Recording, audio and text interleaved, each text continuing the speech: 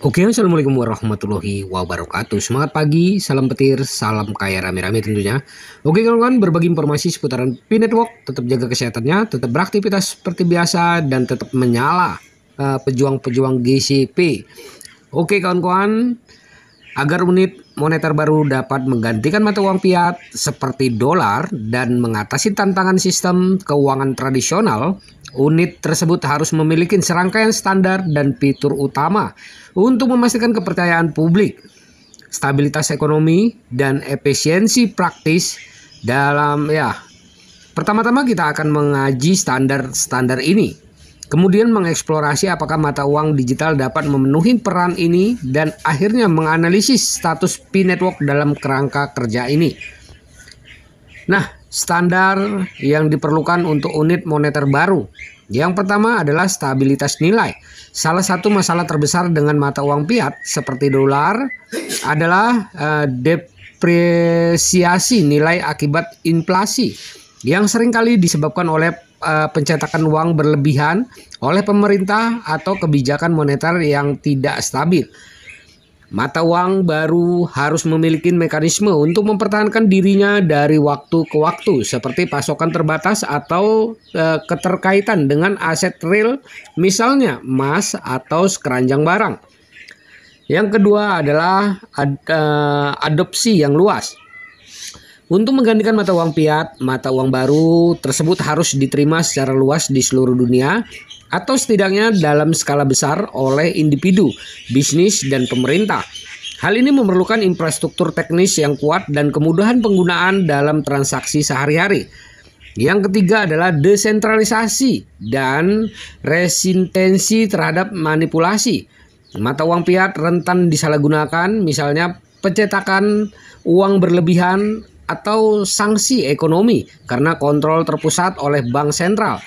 Mata uang baru harus didesentralisasi atau setidaknya memiliki mekanisme untuk mencegah manipulasi oleh satu entitas. Yang keempat adalah transparansi dan kepercayaan. Sistem moneter baru harus beroperasi secara transparan untuk mendapatkan kepercayaan pengguna. Ini termasuk aturan yang jelas untuk pasokan uang, transaksi, dan manajemen sistem. Yang kelima, efisiensi dan biaya rendah. Transaksi harus cepat, berbiaya rendah, dan dapat diandalkan untuk menggantikan sistem perbankan saat ini yang terkadang mahal dan lambat. Yang keenam adalah keamanan. Mata uang harus tangguh terhadap serangan cyber, pemalsuan, dan penipuan, terutama jika berbentuk digital. Yang ketujuh adalah fleksibilitas ekonomi. Tidak seperti standar emas yang memiliki fleksibilitas terbatas karena keterbatasan fisik. Mata uang baru harus dapat beradaptasi dengan perubahan kebutuhan ekonomi. Misalnya pertumbuhan populasi atau krisis tanpa mengorbankan stabilitasnya. Nah, biasakan mata uang digital memenuhi peran ini. Mata uang digital berkat teknologi blockchain memiliki potensi untuk mengatasi beberapa masalah mata uang fiat. Bitcoin sebagai mata uang kripto pertama dan paling terkenal menunjukkan bahwa sistem yang terdesentralisasi, transparan, dan aman dapat diciptakan. Namun, dapatkah mata uang digital sepenuhnya menggantikan mata uang fiat? Mari kita bahas hal ini. Nah, keuntungan mata uang digital, desentralisasi banyak mata uang kripto seperti Bitcoin dan Ethereum tidak dikendalikan oleh pemerintah atau entitas manapun, sehingga mengurangi risiko manipulasi. Selanjutnya, transparansi. Blockchain memungkinkan pelacakan publik semua transaksi. Keamanan kriptografi canggih, mencegah pemalsuan dan peretasan.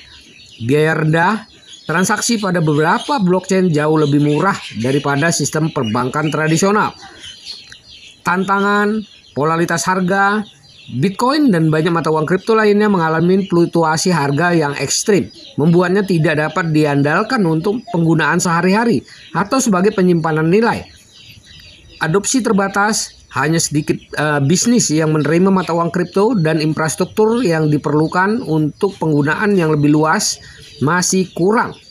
Nah, konsumsi energi. Beberapa blockchain misalnya Bitcoin mengkonsumsi energi dalam jumlah besar karena mekanisme konsensus Proof of Work atau POW yang menimbulkan tantangan lingkungan dan ekonomi. Kurangnya fleksibilitas pasokan tetap Misalnya batasan Bitcoin 21 juta dapat membatasi pertumbuhan ekonomi. Untuk mengatasi tantangan ini, solusi seperti stablecoin telah diusulkan yang dipatok pada aset stabil, misalnya USD atau emas. Namun ini masih bergantung pada sistem fiat dan tidak menyelesaikan masalah sentralisasi. Memilih mata uang kripto tentu saat ini tidak ada mata uang kripto yang sepenuhnya siap menggantikan mata uang fiat, tetapi beberapa kandidat memiliki fitur menarik. Bitcoin, karena persediaannya terbatas dan terdesentralisasi, Bitcoin dianggap sebagai penyimpan nilai. Namun polaritas ekstrim dan kecepatan transaksi yang lambat membatasi penggunaan sehari-harinya. Dan Ethereum, kemampuan kontrak pintarnya menawarkan fleksibilitas yang lebih besar, tetapi juga mengalami polaritas dan biaya gasnya bisa tinggi. Stablecoin misalnya USDT dan USDC, mereka menjaga stabilitas nilai tetapi tersentralisasi dan bergantung pada fiat, sehingga tidak menyelesaikan masalah mendasar mata uang fiat. Stablecoin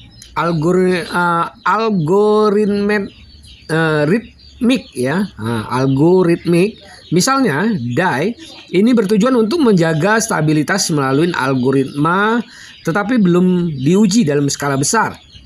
Nah, selanjutnya status jaringan Pi. Pi Network adalah proyek yang dimulai pada tahun 2019 dengan tujuan menciptakan mata uang kripto yang dapat diakses oleh semua orang dengan klaim menawarkan mata uang yang stabil dan praktis untuk penggunaan sehari-hari. Namun apakah mata uang ini siap menggantikan mata uang fiat? Nah, fitur aksesibilitas mudah, Pi memungkinkan penggunaan untuk menambang melalui aplikasi seluler tanpa perangkat keras yang mahal, menarik jutaan pengguna. Bertujuan stabilitas, tim Pi mengklaim nilainya akan dikaitkan dengan ekosistem nyata, barang dan jasa, dan bukan sekedar spekulasi pasar.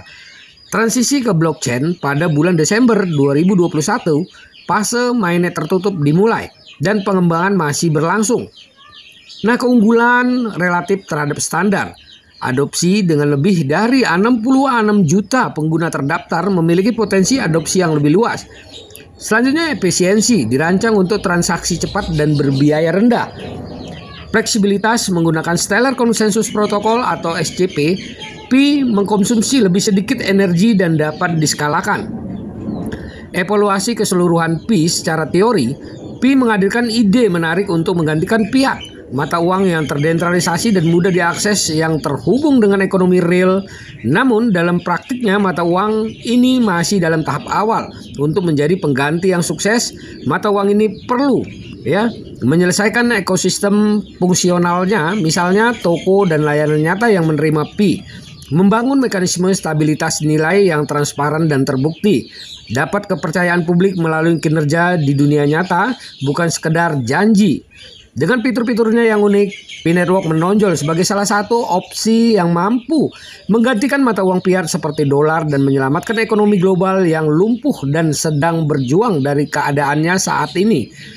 Dengan memanfaatkan blockchain khusus yang didukung oleh Stellar Consensus Protocol atau SCP, Pi Network secara cerdas mengintegrasikan teknologi canggih yang mirip dengan Ripple dan Stellar, menawarkan infrastruktur yang kuat, aman, dan terdesentralisasi yang tak tertandingin oleh mata uang lainnya. Tidak seperti mata uang tradisional yang dikendalikan oleh bank sentral dan kebijakan terpusat, Pi Network menyerahkan kekuasaan kepada penggunanya melalui desentralisasi penuh, mencegah manipulasi dan penyalahgunaan institusional.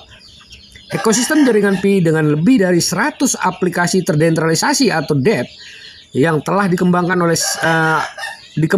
atau sedang dalam proses telah menciptakan jaringan ekonomi yang nyata dan fungsional yang lebih dari sekedar mata uang kripto.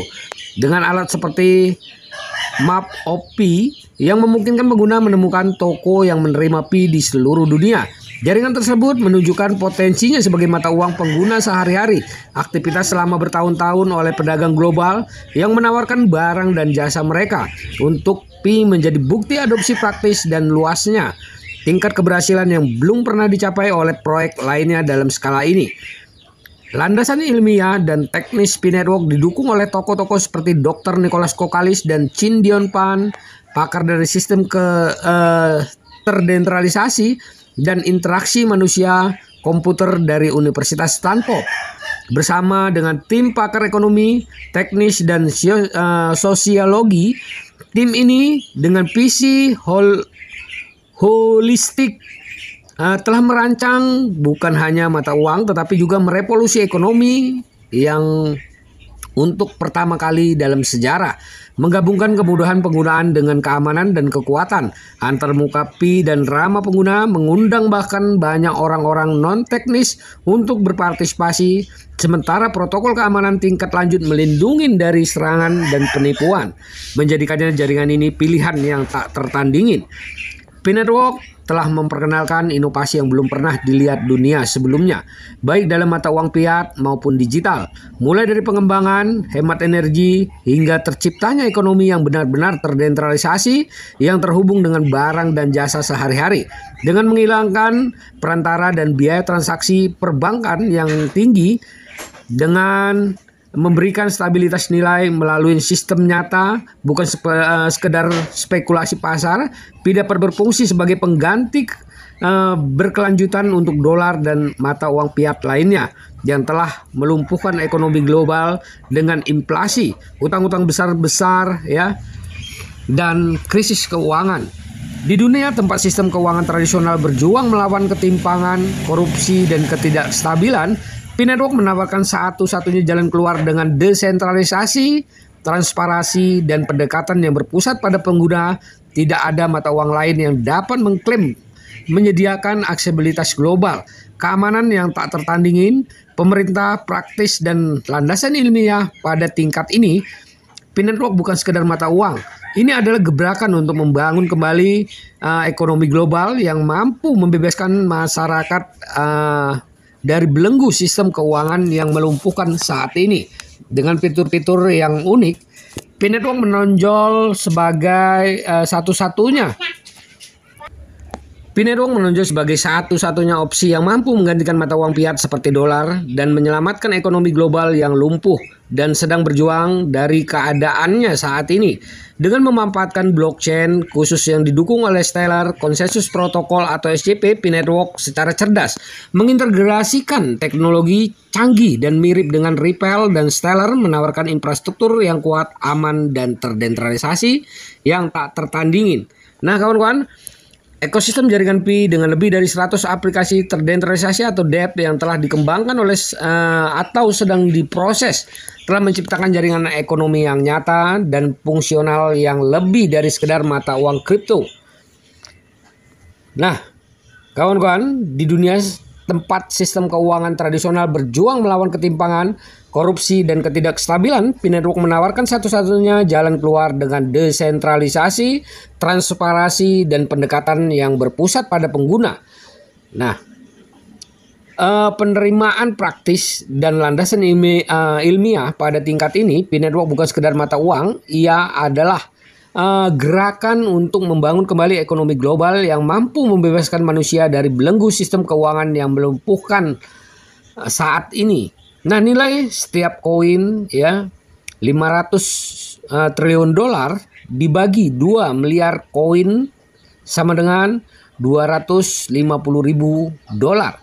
Dalam kasus ini setiap koin Pi harus memiliki 250.000 dolar untuk 2 miliar koin yang mencakup 500 triliun dolar. Angka ini nampaknya sangat tinggi karena menunjukkan bahwa dengan pasokan yang beredar rendah, nilai setiap koin pasti sangat tinggi. Nah, dengan 100 miliar koin total pasokan, total volume transaksi 500 triliun dolar, jumlah koin 100 miliar koin, nilai per koin 500 dolar triliun atau triliun dolar dibagi 100 miliar. Nilai setiap koin 500 triliun dolar dibagi 100 miliar koin sama dengan 5.000 dolar. Dalam skenario ini, jika seluruh 100 miliar koin beredar, setiap koin harus bernilai 5.000 dolar untuk menutupin total volume transaksi keuangan global. Namun perlu dicatat bahwa saat ini sekitar 1,6 miliar koin beredar dan akan memakan waktu ratusan tahun untuk menciptakan atau mencapai 100 miliar koin, mempertimbangkan faktor-faktor seperti inflasi global, kebutuhan ekonomi makro, dan banyak faktor lain. Angka ini tidak masuk akal. Nah, yang keempat, analisis penyesuaian nilai realistis, ya, nilai $5.000 per koin masih sangat tinggi dari perspektif tradisional tentang mata uang kripto dan tidak sejalan dengan realitas ekonomi yang saat ini. Sebagai perbandingan, Bitcoin dengan total pasokan 21 juta koin dan kapitalisasi pasar sekitar 1,5 triliun dolar pada puncaknya memiliki nilai sekitar $100.000 per koin. Dengan pasokan 100 miliar koin, perlu menarik sejumlah besar adopsi dan penggunaan nyata untuk mencapai nilai yang wajar. Kecepatan uang dalam ilmu ekonomi, uang beredar beberapa kali dalam setahun. Jika Pi seperti mata uang fiat memiliki kecepatan tahunan 5 hingga 10 kali. Nilai total yang dibutuhkan dalam dapat dikurangin misalnya dengan kecepatan 5, ya, nilai total koin hanya bisa mencapai 100 triliun dolar. Dengan 100 miliar koin, ya, 100 triliun dolar dibagi 100 miliar sama dengan 1.000 dolar. Dengan 2 miliar koin, ya, bagi 100 triliun, ya, dibagi 2 miliar maksudnya kawan-kawan sama dengan 5.000 dolar. Nah, kesimpulannya, ya, jika hanya 2 miliar koin yang beredar, nilai setiap koin harus mencapai 250.000 dolar untuk mencapai 500 triliun dolar. Jika 100 miliar koin digunakan, nilai setiap koin akan mencapai 5.000 dolar yang masih sangat tinggi, kecuali jika perhitungan kecepatan uang dengan kecepatan 5, nilai setiap koin akan turun menjadi 1.000 dolar yang masih besar tetapi lebih masuk akal. Namun faktor lain yang harus dipertimbangkan seperti tingkat inflasi global, ketidakpraktisan memiliki 100 miliar koin yang beredar, permintaan pasar, volume transaksi global, dan memperhitungkan beberapa dekade atau abad ke depan. Agar Pi Network benar-benar menggantikan mata uang fiat dengan mempertimbangkan total volume transaksi barang dan jasa, nilai setiap koin harus berada dalam kisaran 250.000 dolar yang akan membutuhkan adopsi global besar-besaran dan penggunaan ekosistem secara luas. Dalam hal ini, volume transaksi perlu disesuaikan dengan jumlah koin dan kecepatan peredaran uang. Pada akhirnya, nilai sebenarnya dari Pi bergantung pada adopsi, kekuatan ekosistemnya, dan kemampuannya untuk menggantikan sistem keuangan yang ada. Mengingat kondisi saat ini, hingga Februari 2025, Pi masih dalam tahap pengembangan dan nilai-nilai tersebut hanya dapat didiskusikan secara teoritis. Apa pendapat Anda tentang adopsi global mata uang tersebut? Nah, kawan-kawan, ya, penurunan tingkat penambangan dan dampaknya terhadap nilai koin jaringan Pi dan evaluasi nilai GCP. Oke kawan-kawan, sampai di sini dulu. Nanti kita akan lanjutkan kembali. Oke, kawan-kawan tetap semangat. GCP, ya, tetap menyala. Jaga proses sandinya, jaga koinnya, karena ini adalah aset kebebasan finansial buat kita semua, para pionir Pi Network. Tetap semangat. Salam petir, salam kaya rame-rame. Wassalamualaikum warahmatullahi wabarakatuh.